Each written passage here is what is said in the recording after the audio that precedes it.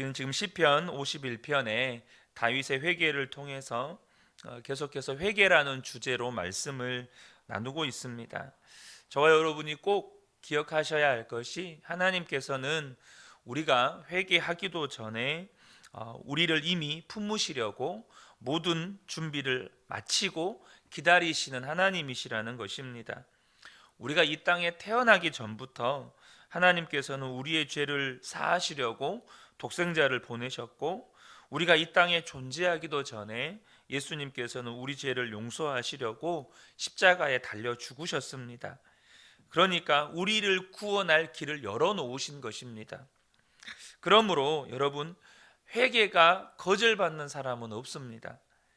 하나님께서 우리가 진심으로 회개하면 하나님은 어떤 죄라도 다 용서하시는 그런 회복의 은혜를 베푸시는 하나님이시라는 것입니다. 우리가 다윗에게서 배울 점을 지난 토요일에 한 가지를 나누었는데요, 그것은 다윗이 기도할 때 단순히 내 죄를 용서해 달라고만 기도하는 게 아니라 깨끗게 해달라고 기도하고 있다는 것입니다. 여러분, 용서해 달라고 하는 건 일반적으로 다 할 수 있는 말입니다. 그런데 깨끗하게 해달라고 하는 것은 다윗 안에 하나님을 믿는 믿음이 있었다는 겁니다. 왜냐하면 우리의 죄를 깨끗하게 하실 수 있는 분은 하나님밖에 없기 때문입니다. 사람은요, 용서할 수는 있어요. 하지만 그 죄에 대한 기억은 남습니다. 비록 내가 그 사람을 용서한다고 하지만 죄에 대한 기억은 남아 있어서 내 안에 용서하면서도 아픔이 있는 겁니다.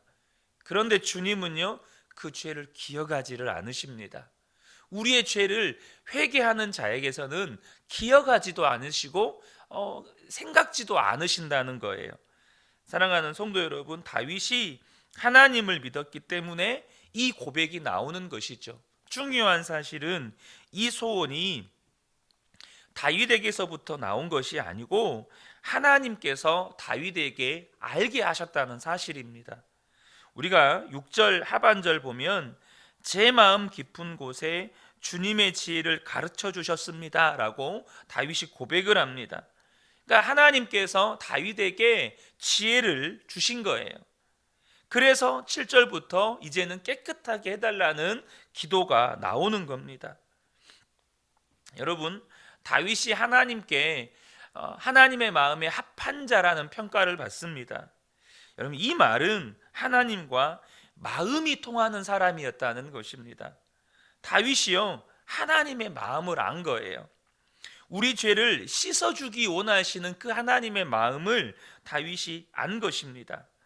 아담과 하와가 선악과를 따먹을 때부터 우리의 모든 죄를 씻어줄 계획을 하나님은 세우고 계셨던 것입니다.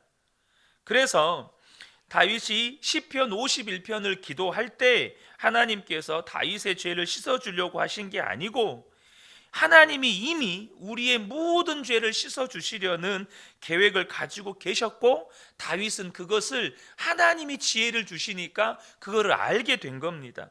그러니까 다윗이 나의 죄를 깨끗게 해주십시오, 우슬초로 나를 정결케 해주십시오라고 이 기도를 할 때 하나님은 얼마나 기쁘셨을까요? 그래, 내가 네 죄를 깨끗하게 해주기를 원한다. 여러분, 자녀가 부모의 마음을 알아서 그 부모의 마음을 알아주는 말 한마디만 해도 얼마나 기쁩니까? 여러분, 이게 하나님의 마음입니다. 요한일서 1장 9절을 보면 만일 우리가 우리 죄를 자백하면 그는 미쁘시고 의로우사 우리 죄를 사하시며 우리를 모든 불의에서 깨끗하게 하실 것이요. 여러분, 이것이 복음입니다. 여러분, 예수 믿는 것이 어떻게 기쁨이 아닐 수가 있겠습니까? 예수 믿는 것이 어떻게 감격이 아닐 수가 있겠어요? 우리가 모든 불의에서 깨끗하게 되어지는 은혜가 우리에게 임하는 것입니다. 도무지 이루어질 수 없는 축복이 우리에게 임하는 것이에요. 그러나 저와 여러분이 꼭 아셔야 될 것이, 하나님이 이 놀라운 은혜를 주셔도 진심으로 회개하지 않는 사람은 이 은혜를 누리지 못한다는 것입니다. 여러분, 사울 왕이 아말렉과의 전쟁에 싸우러 갈 때 하나님께서 사무엘을 통해서 아말렉의 살아있는 모든 것을 진멸하라고 말씀하셨습니다. 그런데 사울 왕은 자기 욕심 때문에 아각 왕을 생포하고 또 소와 양떼를 끌고 돌아옵니다.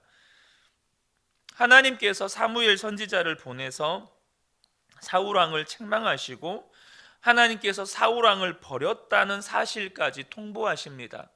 여러분, 저와 여러분이 꼭 아셔야 될 것이 이것이 하나님의 본심이 아니라는 사실을 꼭 아셔야 합니다. 하나님께서 이스라엘 백성들을 광야에서 진멸한다고 하실 때, 하나님께서 이스라엘 백성들을 다 죽인다고 하실 때 그게 본심이셨습니까? 절대 그렇지 않습니다. 모세가 하나님 앞에 정말로 간구하며 기도할 때 하나님께서 뜻을 돌이키시잖아요. 하나님께서는 이렇게 충격적인 말씀을 통해서도 사울 왕이 돌이키기를 원하셨던 것입니다. 그런데 그 사무엘 선지자가 그렇게 통보하고 돌아가려고 할 때 사울 왕이 사무엘 선지자를 붙잡고 하는 말이 뭡니까? 사무엘상 15장 30절을 보면 사울이 이르되 내가 범죄하였을지라도 이제 청하옵나니 내 백성의 장로들 앞과 이스라엘 앞에서 나를 높이사 나와 함께 돌아가서 내가 당신의 하나님 여호와께 경배하게 하소서, 이렇게 말합니다.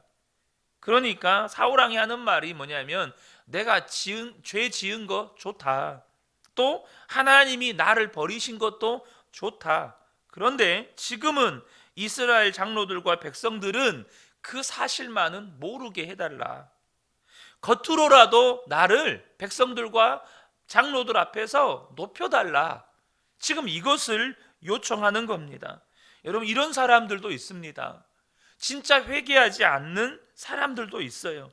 다윗은 나단 선지자의 그 질책을 받았을 때 신하들이 보는 앞에서 무릎을 꿇었습니다. 그런데 사울 왕은 어떻게 합니까? 어떻게든 나를 백성들 앞에서 높여달라는 거예요. 심지어 사무엘에게 하는 말이 당신의 하나님이라고 말합니다. 어떻게 하나님이 당신의 하나님이 될 수 있습니까? 하나님이 나의 하나님이잖아요. 여러분, 하나님 나의 하나님이잖아요. 어떻게 당신의 하나님이 될 수가 있어요? 당신의 하나님이 나와 함께 한다고 백성들이 알게 해달라는 거예요.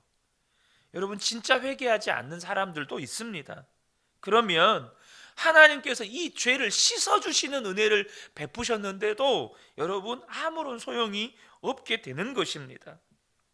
사랑하는 성도 여러분, 저와 여러분이 이 죄 사함만이 아니라 죄 씻음의 은혜가 얼마나 크고 놀라운 축복인지를 알게 되고 또 경험케 되는 저와 여러분 되시기를 주님의 이름으로 축복합니다. 진심으로 회개하는 자에게는 하나님이 이 은혜를 베푸시려고 준비하고 대기하고 계시다는 거예요. 또 한 가지 다윗의 기도에서 배울 점이 뭐냐 하면 다윗이 깨끗함을 구하면서 동시에 성령을 거두지 말아달라고 기도했다는 것입니다. 여러분, 11절에 주님 앞에서 나를 쫓아내지 마시며 주님의 성령을 나에게서 거두어 가지 말아 주십시오라고 기도합니다. 여러분, 우리가 죄를 지으면 하나님이 두려워집니다. 그래서 죄를 지으면 하나님을 피해 도망가고 싶은 마음이 생겨요. 그런데요, 놀라운 사실은 성령에 의해서 회개한 사람은 그런 죄의 본성을 뛰어넘어서 하나님께 가까이 나아가게 된다는 것이에요. 여러분, 그래서 다윗은 성령을 거두지 말아달라고 하나님께 간곡하게 기도합니다. 제가 개인적으로 이 시편 말씀을 새벽마다 나누면서 그 말씀 구절구절마다 은혜되는 말씀들이 참 많지만 정말 오래도록 기억에 남는 다윗의 고백 가운데 하나가 시편 16편 8절의 말씀입니다. 내가 여호와를 항상 내 앞에 모시비어 그가 나의 오른쪽에 계심으로 내가 흔들리지 아니하리로다. 다윗은 늘 하나님을 눈앞에 모시고 살았습니다. 여러분, 그래서 다윗이요, 죄를 지었을 때 그 하나님이 나와 함께 계심이 느껴지지가 않는 거예요. 하나님이 나와 함께 계심이 이제는 느껴지지가 않고 하나님이 나로부터 정말로 나와 함께 계심이 느껴지지 않으니까 그 마음이 고통스러워서 견딜 수가 없는 거죠. 여러분, 24시간 주님을 바라보고 주님과 동행하고 살면 인생이 변화되지 않을 사람이 없습니다. 무엇보다도 그 안에 구원의 충만한 기쁨이 있습니다. 오늘 본문의 말씀에도 이 다윗이 성령님을 거두지 말아달라고 고백하면서 하는 기도가 뭡니까? 그럴 때 자기 안에 구원의 충만한 기쁨이 있다는 것을 다윗이 알았습니다. 그러니까 다윗이 지금 그 축복을 아니까 죄를 짓고 난 다음에 이 구원의 즐거움이 사라져 버린 거예요. 그래서 하나님을 바라볼 수 없게 되니까 그것으로 인하여서 그 고통과 절망이 얼마나 큰지를 아니까 다윗이 지금 죄를 깨끗하게 해달라고만 기도하는 게 아니고 주님 앞에서 나를 내쫓지 말아 주십시오. 성령 하나님을 내게서 거두지 말아 주십시오 라고 기도하는 것입니다. 여러분, 그것이 다윗이 용서받은 증거고 그것이 다윗이 깨끗하게 된 증거이기 때문에 그래요. 여러분, 하나님과 우리가 단절되는 것은 무엇 때문입니까? 죄 때문입니다. 그러면 죄가 사함받았다는 증거는 뭡니까? 끊어졌던 하나님과 우리와의 관계가 회복되는 겁니다. 그러니까 다윗이 내가 정말로 깨끗함을 받았다면 주님, 성령님을 내게서 거두지 말아 주십시오. 주님 앞에서 나를 쫓아내지 말아 주십시오라고 구하는 것입니다. 여러분, 하나님이 나와 함께 계심이 내가 깨끗함 받은 증거가 되는 것입니다. 여러분, 저와 여러분이요, 예수님을 믿고 죄 사함 받았고 깨끗함을 받았다는 거 믿지만 무엇을 보고 그것을 알게 되는 것입니까? 바로 이 확신 때문입니다. 나는 분명히 용서받았고 분명히 깨끗함을 받았다는 그 근거는 하나님이 나와 함께 계시다는 것, 그것이 믿어지는 겁니다. 하나님이 나와 함께 계심이 내 안에 분명하게 확신이 드는 것입니다. 그것이 내가 죄사함 받았다는 것의 증거가 되는 것이에요. 여러분, 창세기 6장에 보면 하나님께서 범죄한 인간들로부터 하나님의 성령을 거두셨습니다. 그런 하나님께서 우리에게 다시 성령님을 보내주셨다는 말이 무슨 뜻입니까? 하나님이 이제 우리를 용서하신다는 뜻입니다. 너는 이제 깨끗한 자가 되었다라는 하나님의 선포인 것이에요. 그러므로 성령 하나님이 우리에게 오신 것이 이렇게 중요한 것입니다. 성령님 보내주셨다는 말이 너는 죄사함 받았어, 너는 깨끗하게 되었어 라는 의미이기 때문에 그렇죠. 여러분, 이것을 모세가 알았습니다. 출애굽기 32장에 이스라엘 백성들이 금송아지 우상을 만들고 축제를 벌이면서 하나님 앞에 범죄합니다. 모세가 시내산에서 내려와서 그걸 보고 얼마나 화가 났던지 손을 부들부들 떨면서 하나님이 적어주신 십계명을 땅바닥에 내리쳐서 깨뜨려 버립니다. 그걸로 끝이 아닙니다. 그 금송아지를 갈아서 백성들에게 물에 타서 다 마시게 합니다. 그리고는 레위인들에게 칼을 뽑아서 남녀노소를 가리지 말고 찔러 죽이라고 명령합니다. 그렇게 죽은 자가 3,000명입니다. 얼마나 무섭습니까? 저도 이 말씀을 보면서 한편으로는 왜 그렇게까지 해야 했을까? 왜 그렇게까지 백성을 죽이기까지 해야 했을까? 이런 의문점이 한편으로 들더라고요. 그런데 그런 의문점이 들면서 한편으로 하나님이 주시는 생각이 뭐냐면 죄는 그것보다 더 무서워. 죄는 그것보다 더 두려운 일이야. 그리고 하나님께 이 모세가 하나님 앞에 나아갑니다. 모세가 하나님의 마음을 가졌어요. 그것이 하나님의 본심이 아니라는 것, 지금 3,000명을 죽이고 사는 게 문제가 아니라는 것. 그래서 모세가 하나님 앞에 나아가서 기도합니다. 뭐라고 기도합니까? 이 백성을 용서해 주십시오. 주님, 용서하지 않으시려거든 생명책에서 내 이름을 지워버리십시오. 그렇게 하나님께 기도합니다. 그런데 그때 하나님께서 마치 용서하시는 듯한 말씀을 해주십니다. 그게 뭐냐면 출애굽기 32장 34절이에요. 이제 가서 내가 내게 말한 곳으로 백성을 인도하라. 내 사자가 너의 앞서 가리라. 그러나 내가 보응하는 날에는 그들의 죄를 보응하리라. 여러분, 지금 백성들을 가나안 땅으로 인도하여 드린다는 말씀이잖아요. 근데 하시는 말씀이 뭐냐면 천사가 너희들을 인도할 것이다 라는 말씀이에요. 모세는요, 이 말씀을 듣고 소스라치게 놀랍니다. 왜 놀랬을까요? 지금까지 이스라엘 백성들은 하나님이 인도하셨거든요. 하나님이 낮에는 구름 기둥과 밤에는 불 기둥으로 하나님이 함께 하셨거든요. 근데 이 말은 모세는 듣는 순간 하나님이 우리에게서 떠나가신다는 말씀이구나, 이걸 바로 캐치한 거예요.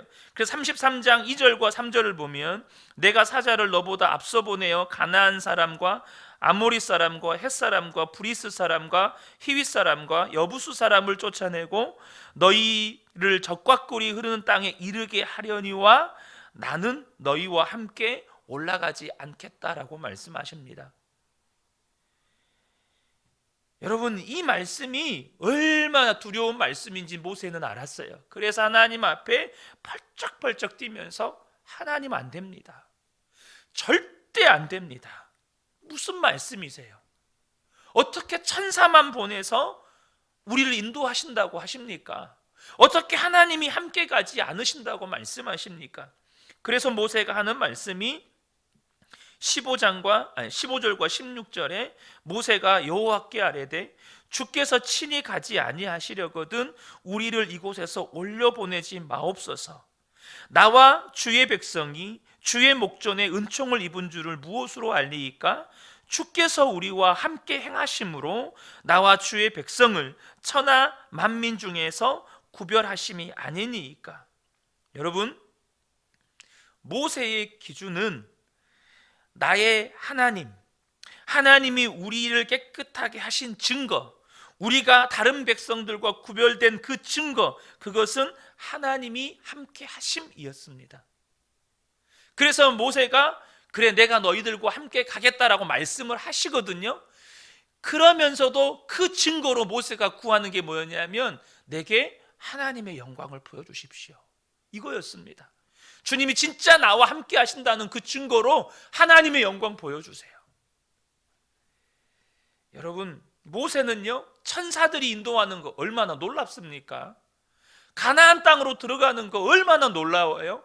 근데 모세가 정말로 원하는 것은 하나님이 함께 하시는 것이었습니다. 우리가 이 믿음을 가져야 합니다. 24시간 주님을 바라보고 주님과 동행하는 것이 그렇게 중요한 것입니다. 주님이 나와 함께 계심을 믿는 것이 여러분 우리의 신앙의 본질이에요.